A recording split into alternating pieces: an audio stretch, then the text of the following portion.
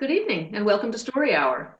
I'm tonight's host, Laura Blackwell. My co-host, Daniel Marcus, started Story Hour at the beginning of a local shelter-in-place order to help people remain connected in one of the oldest ways known to our species, by telling stories.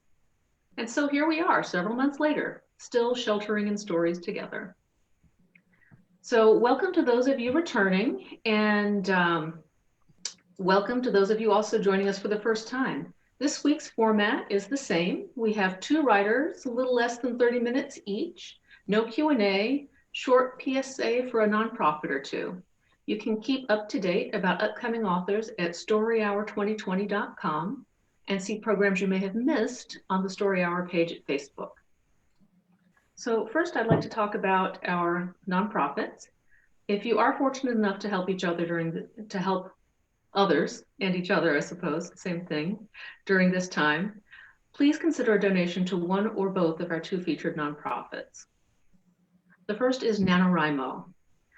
NaNoWriMo is a 501c3 nonprofit organization that provides tools, structure, community, and encouragement to help people find their voices, achieve creative goals, and build new worlds on and off the page.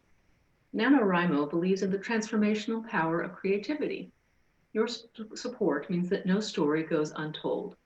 You can visit at nanowrimo.org.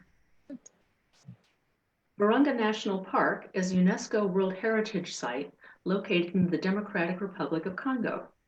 Virunga is the continent's most biologically diverse protected area and a national park embarking on the ambitious development program called Virunga Alliance. Situated in a region which has been deeply impacted by the effects of war and armed conflict for over 20 years, Virunga is protected by a dedicated team of 700 rangers. These local men and women go through intensive training, risking their lives on a daily basis to safeguard the park's exceptional wildlife, including the last of the world's endangered mountain gorillas. You can visit at virunga.org. That's virunga.org. So if you're here on Zoom, please mute your mic now. Feel free to leave your camera on because it's really very nice for our readers to see other people. Chime in on the text chat if you like. If you are joining us on Facebook, thank you, but we're sorry we're not seeing your messages right now. So on to tonight's readers. Tonight we have RS Benedict and Loren Rhoads. I didn't ask you ahead of time which of you wants to go first. I could go either way. Okay, well, RS, I think that you're in the earlier time zone, and usually that means you get to go first. Okay. So let's go with that. So RS Benedict has an MA in linguistics and has done precisely nothing with it. She taught ESL in China for a few years before returning to New York to become a bureaucrat. Like most millennials, she has a podcast. It's called Write Good, spelled RITEGUD, and it's hosted at kittysneezes.com. RS, welcome. Hi. What have you prepared for us tonight? Tonight, I am reading a short story that was originally published in an anthology by Upper Rubber Boots, Odd Knowledge, 35 Women Up to No Good. And this short story is called Clara Vox. And before I start, I'd like to just give a little content warning. This story deals with some kind of heavy subjects, mental illness, suicide, eating disorders, and there are some swear words in it. So people who are a little more sensitive to that sort of thing might want to go get a snack for a little while. So excellent, thank you. All right, I guess I'll begin. Okay. This is Clara Vox by RS Benedict. Suicide is tedious. There's a surprising number of chores involved if you want to do it right. You have to empty your refrigerator. You have to write, revise, and proofread your suicide note. You have to delete your browser history. You have to throw out your vibrator. Then there's the act itself. The planning phase sucks out all the romanticism. Where should I do it? What should I wear? What method should I use? Razors? But where do you even buy straight razors these days? Amazon? Should I buy extras in case the first one doesn't work? Should I pay for overnight shipping? Should I sign up for Amazon Prime? In the end, I opted for the Mid-Hudson Bridge. I wore jeans. I took my shoes off. It seemed like the kind of thing a person does in these situations. In my shoes, I left my keys, my cell phone, and my student ID, the one in which I'm 7 pounds lighter than I am now. Then I climbed up onto the railing and sat there for a while. I knew not to look down. My ass began to ache on the narrow rail, so I slipped down to stand on the little platform off the side of the bridge. I didn't like the idea of being found wearing soggy, muddy socks, so I pulled them off and dropped them into the Hudson River. A truck rumbled past. It didn't stop. I stood and stared at the spot where the river met the sky. When I visualized my exit, I always imagined myself making a swan dive like I used to at swimming lessons before puberty hit and I got too self-conscious to wear a bathing suit. A car drove by, dragging a faint shout behind it. I heard a woman's voice. "Keep driving," I mumbled. "Go away, go." But she didn't. Instead, she shifted into reverse, backed up to where I was standing, and got out of the car. "Hey, let me buy you a cup of coffee." The sound of her voice massaged my temples. I turned, grasping the railing to keep from flopping off into the river. I wanted to jump, yes, but I didn't want to witness. Whatever I expected to see, she wasn't it. Her haircut, 15 years out of date, framed her face in exactly the wrong way. Her yoga pants hugged every lump, every bulge, every mound of excess flesh, and there were many. 3 black hairs protruded from her chin. "Overwhelmed by my beauty, I see," she said. "Come on, get in. Don't forget your shoes." I didn't know this woman, and I didn't hate her enough to make her watch me disappear. So I clambered back over the railing, onto the walkway, and over the concrete divider to her waiting car. She drove a silver convertible with leather seats. Empty food wrappers carpeted the floor. With the top down, a powerful funk of old burritos wafted over me, polluting my pores with grease that had been fried and refried and then left to ferment in the sun. The saturated fat fumes threatened to stick to my skin and thicken me up like fresh flakes wadded onto the belly of a snowman. The woman wedged herself behind the steering wheel with a musical grunt. "One moment, please," she said, shoveling an armful of junk from the passenger seat to the back. "All right, now get in. Let's go for a ride." I got into the car. To protect my skin from high-calorie vapors, I put my shoes back on, now without socks, pulled my hoodie on over my head, and drew my hands deep into their sleeves. The woman told me that her name was Clara. I usually don't remember names, but hers ran like a church bell. "Let's go get some coffee," she said, lurching into first gear. "How old are you?" 24, I answered. "That's too young," she said. "You've got your whole life ahead of you." I knew what was coming. Clara was going to serve up the usual collection of reheated wisdom I'd heard over and over again from every therapist I've ever visited, and every affirmation poster I've ever torn off a wall, and every inspirational meme my well-meaning relatives have shared with me on Facebook. Life gets better. There is so much to live for. This too shall pass. Let a smile be your umbrella. Hang in there, kitten. People love to tell a depressed person what to do. They think they're very clever for coming up with advice like, "Don't let it get to you," or "cheer up," as though we're depressed simply because it hadn't occurred to us not to be. I used to argue with them, like an atheist trying to explain biology to door-to-door Mormons, but that never got me anywhere. So now I just wait quietly for them to start talking. Yes, I have heard the good word, and yes, I will accept your literature, but no, I will not join your faith. As Clara checked her blind spot, I sneaked a peek at the bus schedule in my pocket. I could be back on the bridge by 5:30 if she took too long. But there would be too much traffic then. Better to wait for night when things have slowed down. Late evening, maybe. 11. But the last bus comes at 9, and I had no money for a cab. I'd have to bring a book or something, maybe write up a better suicide note while I waited. The convertible glided onto the off-ramp and took us right, then left, to a street lined with strip malls and chain restaurants. I watched the fast food joints drift by as Clara yammered on. She pulled up to a Starbucks and eased into the drive-thru. Waiting for the order window, she jabbed my shoulder with her thick index finger and said, "Have you tried exercise? It's supposed to be really good for your mood. It's the endorphins or something like that." "Yes, I have," I said, "but thanks for reminding me how fat I am." "You are not fat," she said. "I would kill for a body like that." And then to the drive-thru attendant, she said, "I'll have a large mocha and a cupcake. You?" She turned to me. "Small coffee, black, no sugar." I glanced down at my legs. My thighs looked wider than they were supposed to. I wondered how much weight I'd gained since the beginning of the car ride.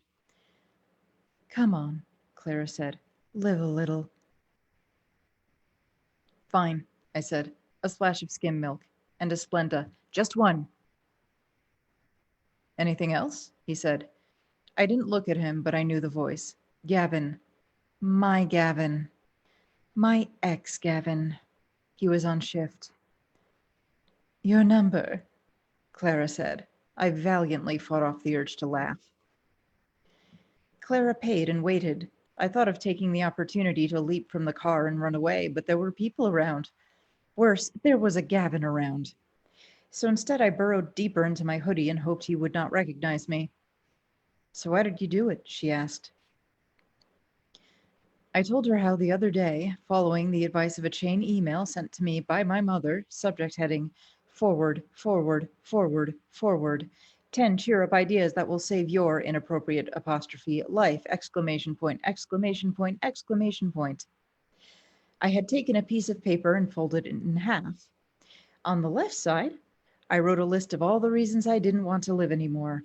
I filled the whole page, though I wrote in tiny letters: jobless, debt, fat, unfuckable, dumped, ashamed, crazy, favorite band broke up, entropy. And when I had filled every inch of the left side, I went to the right, hoping to fill it with just as many items, a catalog of things so great and wonderful that they put the death list to shame. But I couldn't think of anything to write down. Love? Bullshit. Friends? Better off without me. Family? Uncle molested me when I was 9 years old. Parents still kept inviting him to Thanksgiving dinner. Kittens? Eventually turn into cats. After I stared at the white space for about an hour, I folded up the piece of paper, put it in my pocket, and went out to the bridge. I showed Clara the piece of paper. Peering at it, she said, "These are terrible reasons to take your own life." "You got a pen?" I asked. And when she handed it to me, I scrawled, "Am willing to take own life for terrible reasons," into a sliver of white space on the left side of the paper. Our order was ready.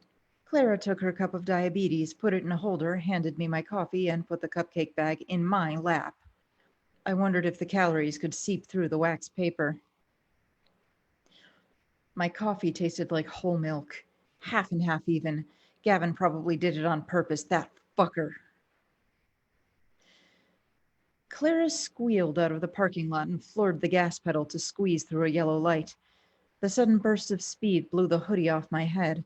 I tried to put it back up, but I needed both hands, and one of them was holding my coffee.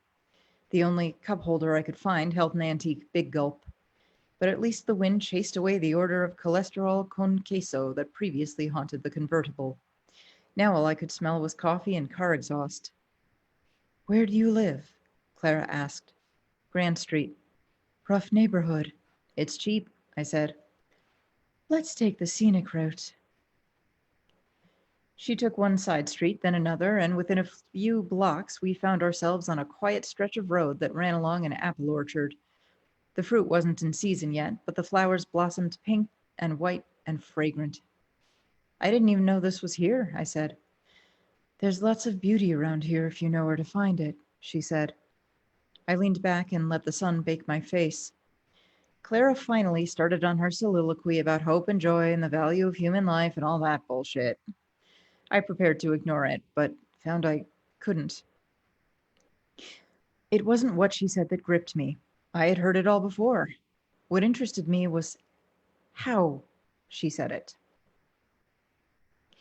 She pronounced every word in exactly the right way. Route or route. Tomorrow. Involuntary. Fourth. Brighton. Asks.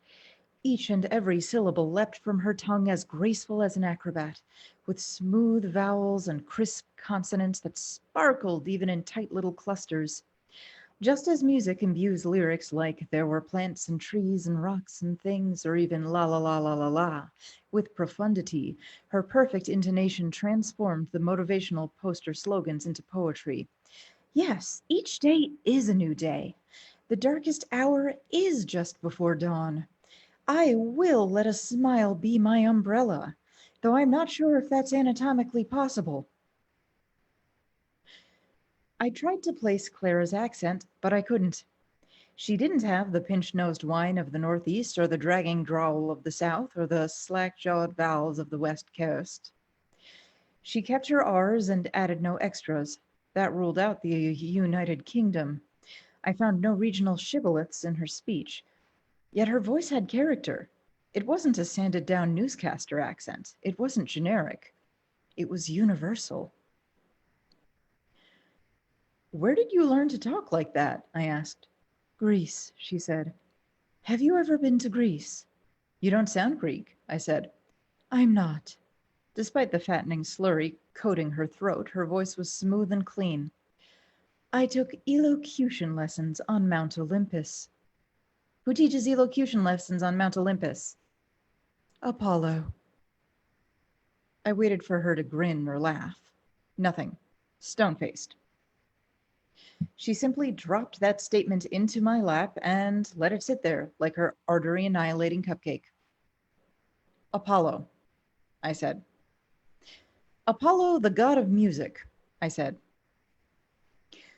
Apollo, the sun god, I said. Among other things, yes, she said. Another silence. Apollo, I said again. I was on spring break in Greece, she said. While camping on Mount Olympus, I encountered a golden-haired man with radiant eyes. He introduced himself as Apollo, announced that he was going to ravish me, and then, well, he ravished me. I was thinner then. Anyway, when he was finished, he was so happy that he bestowed upon me a magnificent gift, a golden voice to bend mortals to my will. Clara sucked in a mouthful of mocha sludge and let the story settle. Don't you believe me? She asked. It is unwise to offend a woman who can drive us both into a tree, so I said, okay. Vehicular collisions don't guarantee a quick and easy death. I could end up paralyzed, unable to hold a razor. I would have to train a helper monkey to open a bottle of pills and feed me each one. Be honest now, Clara said. Clearly the woman was deranged. She had been attacked by a sexual predator, and the trauma of the assault had driven her mad. I did not believe her, but I also knew that honesty would upset her even more, and I was not ready for the consequences. So I opened my mouth to create a more convincing lie, but what dripped out was a flat no. I knew you wouldn't, she said with an Ina Garten laugh. But I can prove it. Look in the bag. I uncrinkled the paper sack and peeked inside. The scent of chocolate confectionery blasted my nostrils, invading my sinuses with sugar and fat. It's a cupcake, I said. What else? A couple of napkins smudged with chocolate. And what else? Clara asked. A receipt, I said. Look at it, she commanded. The receipt, fortunately, was near the top, so I didn't have to touch the cupcake to get it. It listed the items: one Americano, one mocha frappe, one cupcake. But there was a fourth item on the list, a 10-digit number. I knew it well. I shoved the receipt back in the bag and crumpled it up to protect myself from cupcake germs. Gavin gave you his number, I said. Of course, she replied. I told him to. She had first spoken to him through a speaker, so he hadn't actually seen her when he filled her request. Surely, even if she did have a compelling voice, it couldn't have worked its magic through that fuzzy connection. Was he really that desperate? Maybe he was just having a laugh, the way he was with me. Clara steered us away from the orchards, back toward town. Pasture gave way to farm stands and bait shops, then to a Walmart. So that's what you do with your gift? I said, not quite believing it, but deciding to humor her regardless. You hit on guys at the drive-thru? I also do voiceovers for advertisements, she said. Do you buy Meadow Green dish detergent? I do, I said. I don't know why, it's shitty detergent. That's me, she said. That's my voice in those ads. That's what you do with a gift from God. It pays the bills, she said. Couldn't you do something more important with your life? I asked. You could be a hostage negotiator. They weren't hiring. Budget cuts. You could be a social worker. I don't have a degree, and the pay is abysmal. You could at least do something more meaningful, I said. Ads for something more meaningful. I tried, she said. I did an anti-drug PSA. People started throwing out all their medicine. Birth control, heart pills, penicillin, insulin. Antidepressants, I added. Yes, antidepressants too. She took another sip of her drink. Then I did an ad about nutrition and weight loss. Eating disorder rates skyrocketed. I can't remember when that was. About 2 years ago, I said. Yes, that sounds about right, she replied. Dish detergent is benign at least. I haven't killed anyone with it yet. The car took a left and merged onto a 4-lane street, then glided toward the squat gray and brown housing complexes and the check-cashing shops. Clara suddenly veered into the parking lot of a gas station and parked across 2 spaces. Sit tight, she said. I'll be right back. Have a cupcake. Enjoy it. Then she trotted into the mini-mart. The bag in my lap grew heavier. I opened it again and glimpsed into its maw to see the dark, glistening form inside. Fudge. No. Double fudge. How many calories? 600, 700? How many hours on the treadmill? How many skipped meals? How many laxatives? How many Hail Marys? How much would I have to do to atone for that cupcake?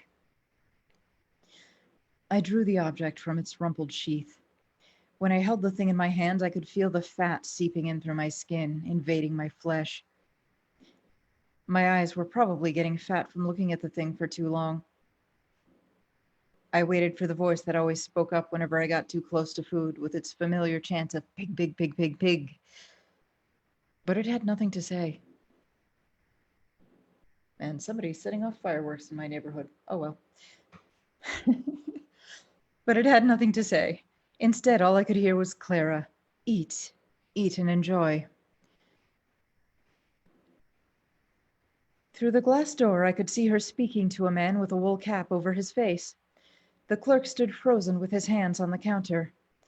I tugged the paper liner, pulling it free of the confection's base. Black globs of icing clung to the wax paper edge. Some of it stuck to my fingers. I licked it off. It was sweet and dark and wonderful. I did not cram the cupcake down my throat as I usually did, as if trying to sneak it past myself before I could notice. Instead, I ate slowly and deliberately, chewing and swallowing in dainty little bites. The cake was moist and flavorful, if a bit too sugary. Upon nearing the center, I struck a well of rich ganache. Normally, the sensation of satiety squashes me to the floor like Giles Corey. But now I felt light. I was sucking the last few crumbs off my fingertips when Clara emerged from the shop, trailed by a lumpy man wearing a rumpled wool cap. He took 5 steps out the front door and sank to the ground, where he lay face down with his arms at his sides. Clara smiled and said, "And stay there until the police arrive. Don't move until they tell you to, all right?" When he nodded, his lips brushed against the concrete. Clara whipped out a cell phone and dialed.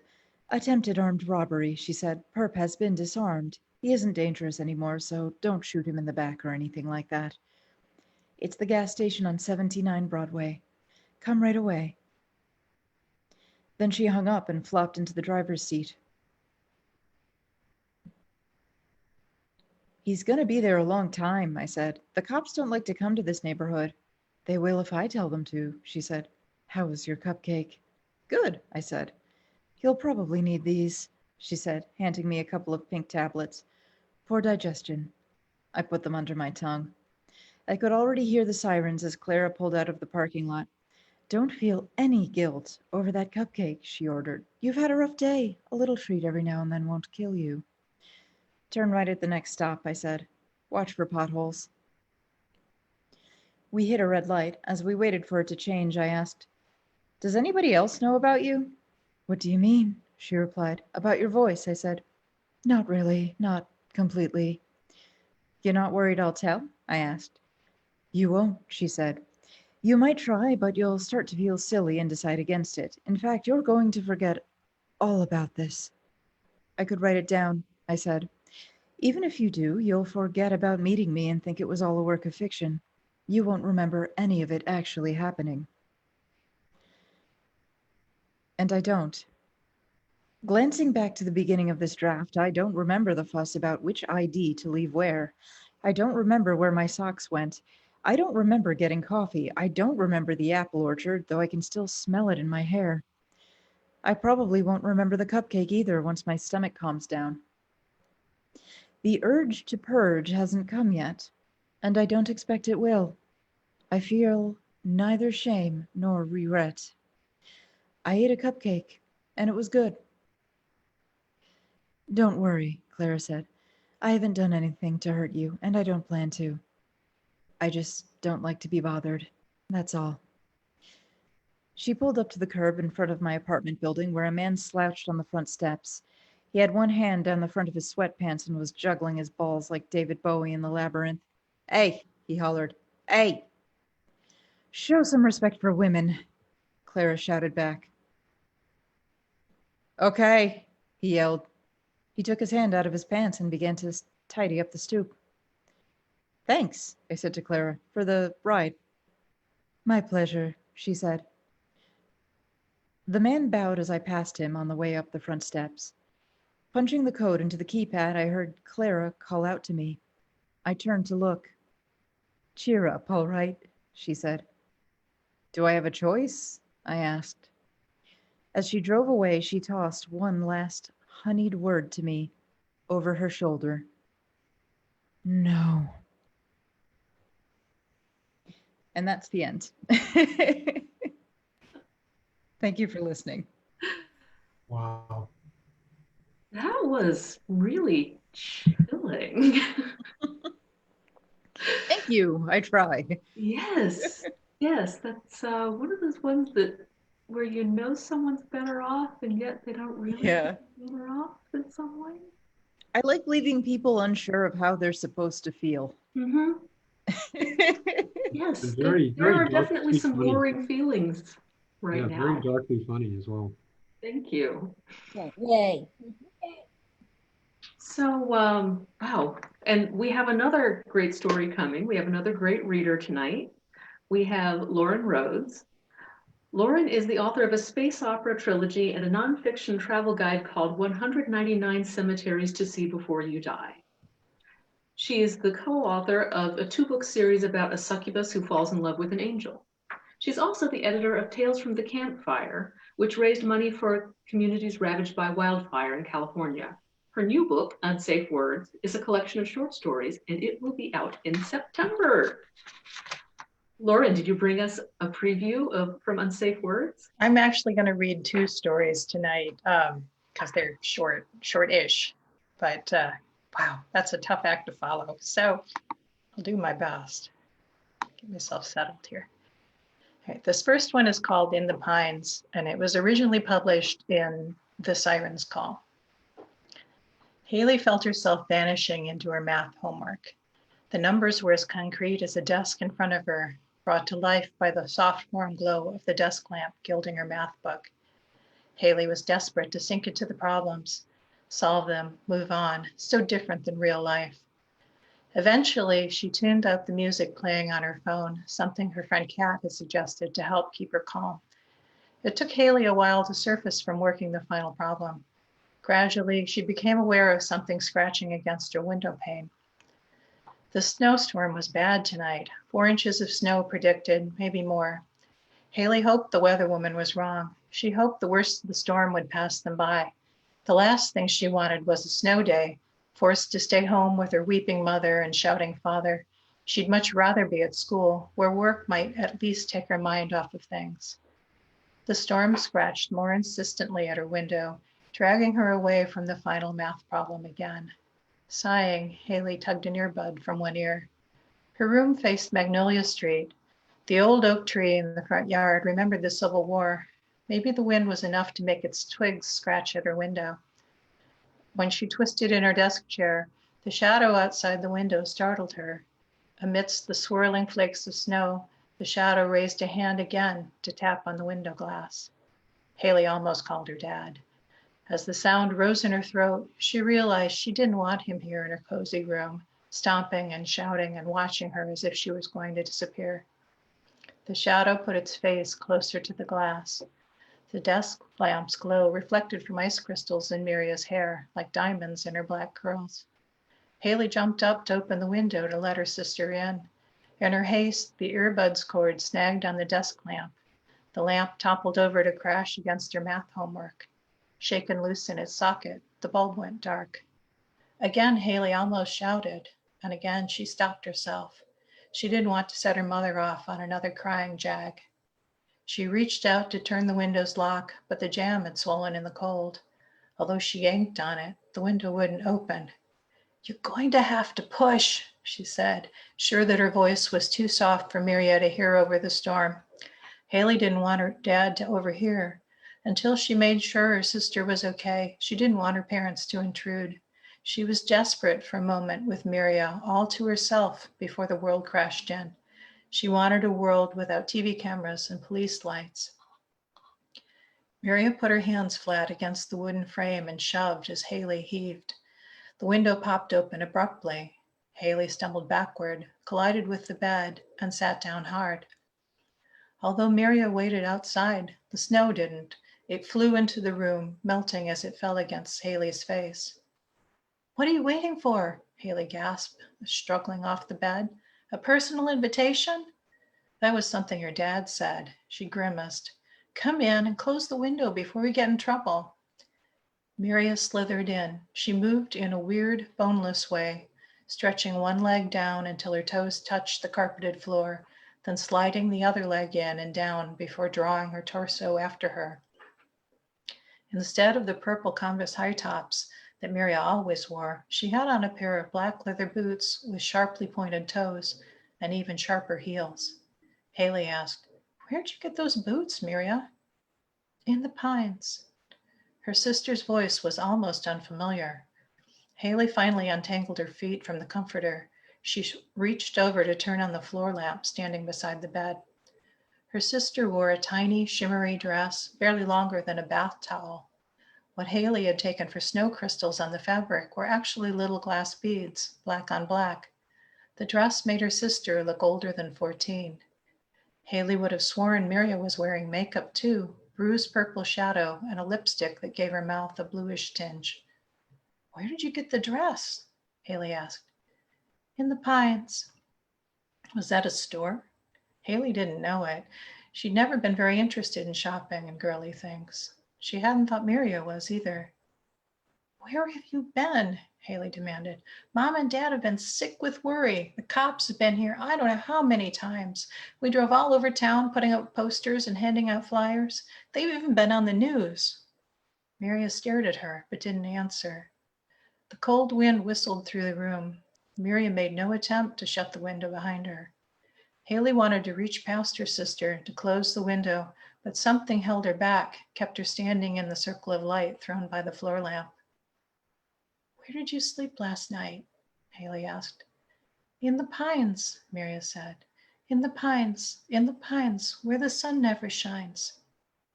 Dressed like that? Haley asked. I shivered when the cold wind blew. Haley stared at her sister. In the back of her mind, she could almost hear a song that echoed the things Maria said. Maybe the bruises around Maria's eyes weren't makeup. Maybe Maria's lips had gone blue. Her parents were just downstairs watching TV and waiting for news about Maria. Haley knew she could call them. Dad would climb up the stairs and shout at Maria, and Mom would hang in the doorway and start crying again. Whatever happened next, Haley knew it would be awful. The doorbell rang downstairs. Before anyone could move to answer it, someone pounded on the door. It was the police. They thought they had a lead about her sister.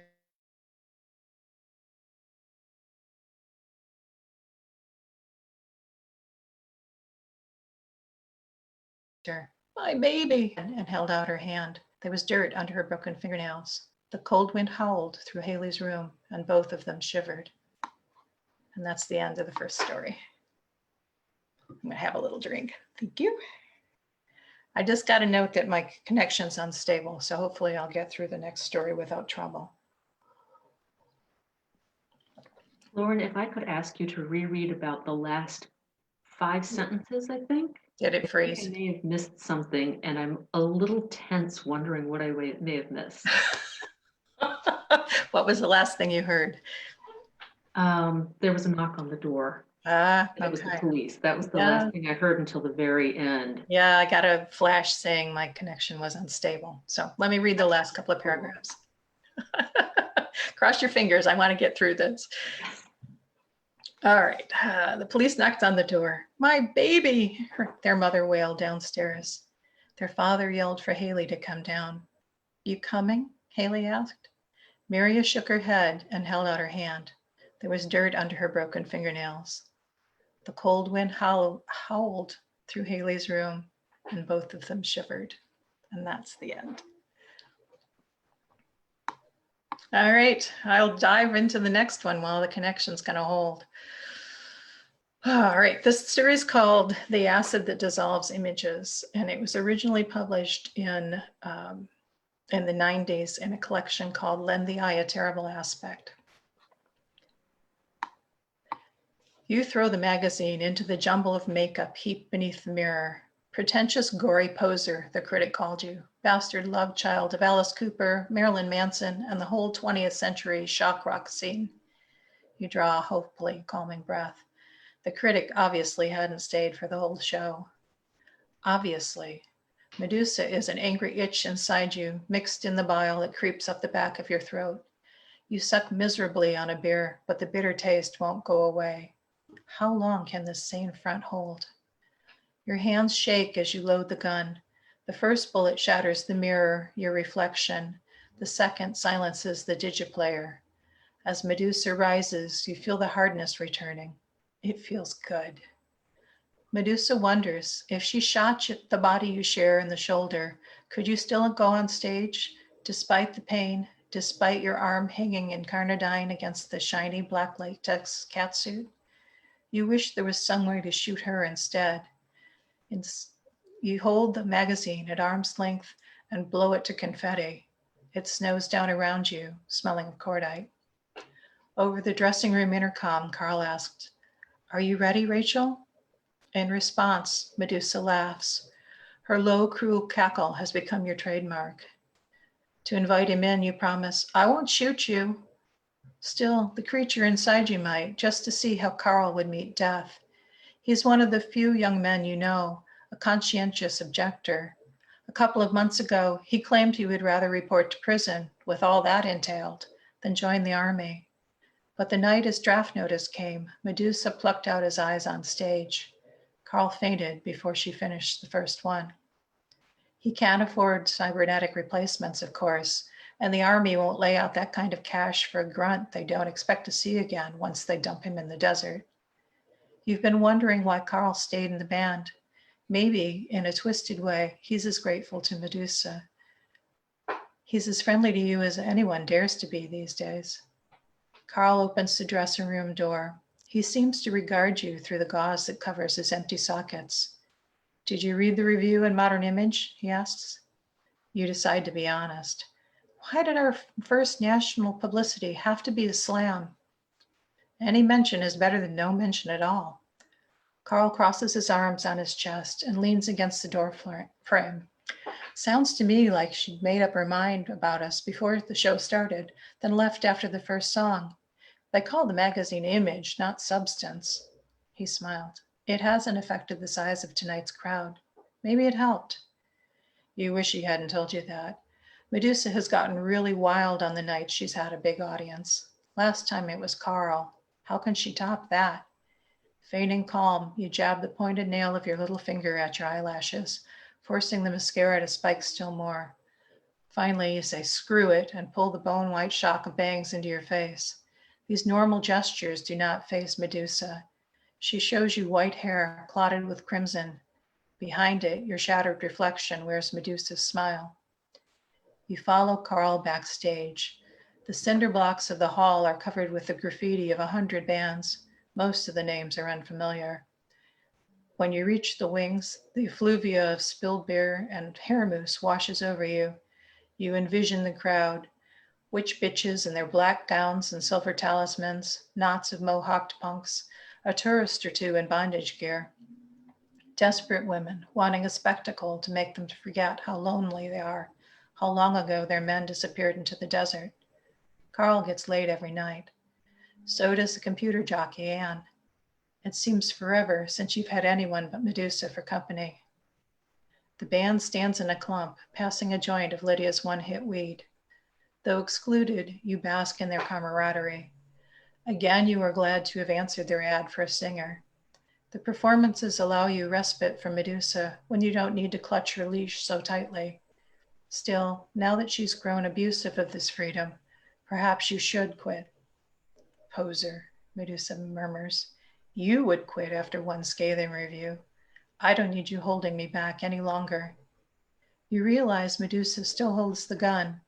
You thrust it through the back of your belt and hope she will forget about it. How likely is that? Still, she can't kill you. She needs you to move around in, and she needs the band to do whatever it is she's come to do. You promise yourself that they'll be safe. The house lights dim. The audience rustles, a thousand-eyed beast whose attention is suddenly focused. Your fingertips are icy as you slip the microphone over your head, switch on the box of effects at your hip. I'll show you, Gore, Medusa teases. You wish you knew what she was planning, but you never do. The machines kick on, spewing pale smoke that smells like myrrh. In the gloom, Anne's computer lights glow a malevolent red. Lydia leads Carl to his drums, waits solicitously for him to find the controls. Then she lifts her bass from the cradle and turns up the volume. A moan begins, like a graveyard wind. Lydia weaves a rapid bass melody. When the fog reaches your knees, you pace slowly to downstage middle. Thus ends the rehearsed part of the show. Is ecstasy possible in destruction? Medusa whispers through the effects box. The reverse reverb repeats each word, clarifying it before biting it off. Can one grow young in cruelty? Fear becomes a chill rock in your stomach. Do you desire to see the truth? Medusa asks. A stark white spotlight pierces the smoke to strike harsh reflections off the shiny latex catsuit. With one hand, Medusa forces your head back, caresses your throat, cups one breast, hugs your bony ribs. Yes, she's killing you. You shiver, though not altogether in fear. Do you desire eternal satisfaction? Medusa purrs. I do. With a savage tug, she rips an earring from your left ear, throws it to the stage, and mashes the silver nude beneath her boot. Blood drips on your neck, warm and sensual. Medusa touches her fingertips to it, brushes it across her lips. Delicious. Let us enjoy ourselves to the full. 'Tis nature's law. Medusa steals lyrics from Rimbaud, Crowley, Huysmans, everyone you read. She has an incredible memory for cruelty. Women crowd around the stage. Someone thrusts a black gloved fist into the spotlight. You wonder what they derive from Medusa, why her fury attracts and binds them moth-like as it does you. Medusa only smiles.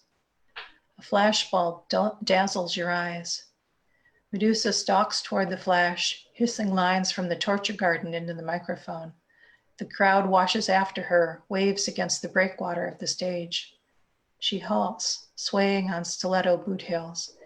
Anger pounds like a bass drum inside your skull. You have to fight her to see. The 40-ish woman holds a camera at arm's length over her head and snaps another picture. Trendy gold fans shield her ears. Her painstakingly ratted hair glows plum in the lights. You recognize her as the critic from Modern Image. Why could she be here, Medusa demands, unless to see if she has destroyed you. Now that she has your attention, the critic shouts something. Sandwiched chest high against the stage by the crowd, she is white-faced. You can't hear her over the Berlioz melody Anne's computer is generating. As you bend close to the footlights, Medusa switches on the flanger. I can't catch my breath, the critic gasps. Your microphone Doppler shifts the words, giving them a ghostly echo. Like a bird of prey, Medusa's laugh spirals up over the effects. She strides across the stage to Carl, drapes her arms over his shoulder, and pinches his nipples through his black t-shirt. He freezes, rigid against your chest. Count yourself lucky, bitch, Medusa snarls. Some people can't see. Abandoning Carl, Medusa adjusts the effects control slightly. When she speaks, a Medusan chorus speaks with her. I don't recommend leaving tonight's show early. That pisses me off. You pray that Medusa is smart enough to leave the critic alone. Someone shimmies over the edge of the stage. The girl has the angular hips of a voluptuous figure starved to thinness. Oh, sorry, I'm gonna have a drink and try and catch my tongue. Okay. Her clinging black velour jumpsuit is a cheap imitation of your latex. Like yours, her bangs are bleached bone white. With a jolt, you recall the vision in the dressing room, the bloody white bangs. Anne kicks in some heavy trumpets, guiding Carl into a dance beat. You near the girl to find her quoting de Sade's Juliet. Medusa embraces her so that she can be heard over the microphone. The girl falters, more interested in kissing the blood from your neck. Medusa trumps the quotation with more de Sade. To judge whether love be madness, is not the lover's distraction sufficient proof of it? She yanks the girl's head back by the hair, then kisses her. The sound, multiplied by the chorus, becomes horrible, obscene. Anne has recorded the quote and feeds it through her sampler, breaking the words apart and reordering them.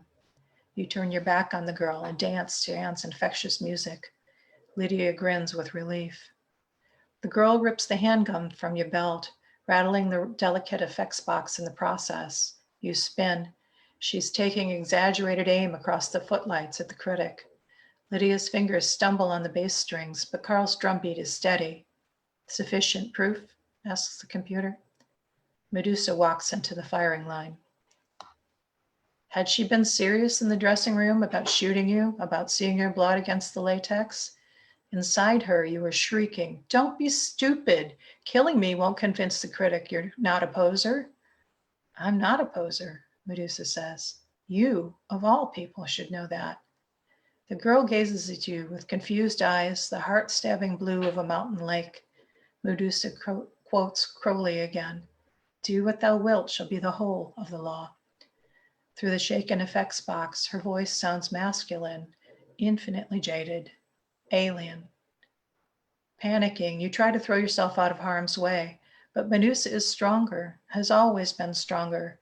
Your body only sways. Death stares at you with the circular bore of the gun. Do what thou wilt, Medusa repeats.